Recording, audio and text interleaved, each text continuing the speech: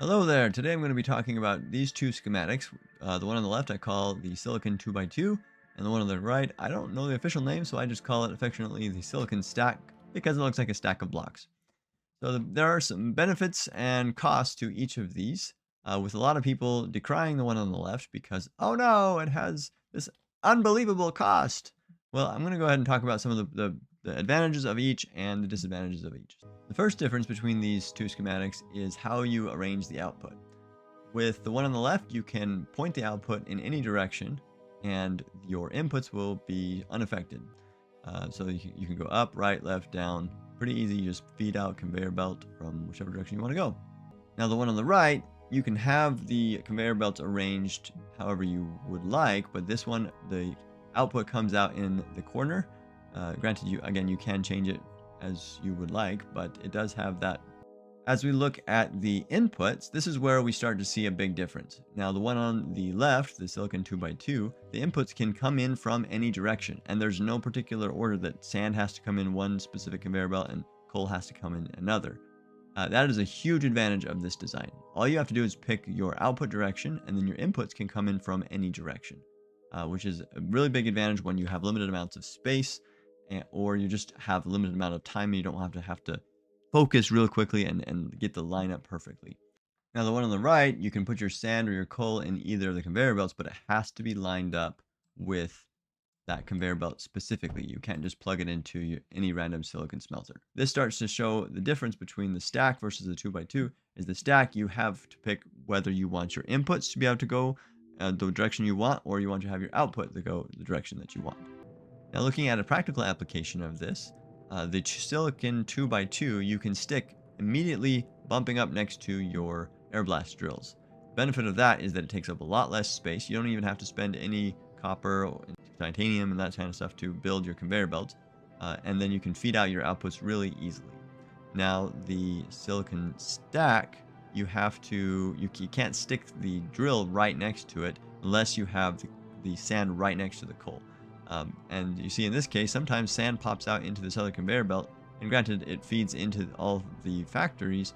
However, that can lead to some jams eventually if the material goes in the wrong place. In fact, you see that this silicon smelter here is not getting enough material to be able to fully function. Now, the silicon 2x2 has the same problem, but it's a lot harder to feed a second feed of sand. So say if I wanted to add another thing of sand, I could just plop this down here and feed in a second belt of sand really easy. Whereas from this one, you have only these two conveyor belts to feed from.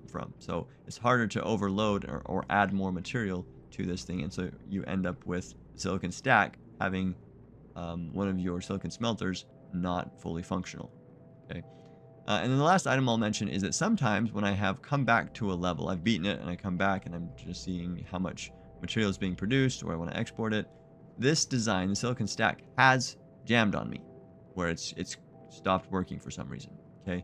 So that's another reason why I don't like that one a whole ton. Now, from a time and actions perspective, how many actions does it take to place these schematics? Let's check.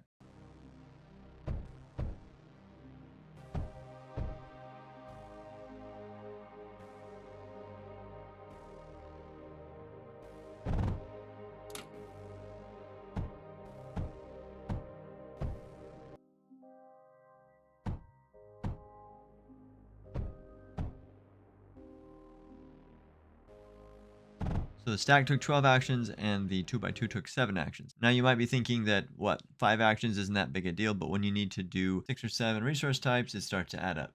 Now, as we look at how close can you put these together, so you want to tile your schematics, start to run into problems with the silicon stack. How do you get so many of these close together and still feed enough material in? If you see with the silicon 2x2, you can stick the 4x4 or the 2x2 stacks right next to each other, feed in the appropriate amount of sand and coal, feed them all into a conveyor belt going away. You probably want to do a plastinium conveyor belt to get enough of the material taken away fast enough, but you can put a lot of these really close together and not have to worry about crossing your inputs and your outputs too much. Now, the one on the right, the silicon stack, how do we get enough material in to feed all of these if they're so close together?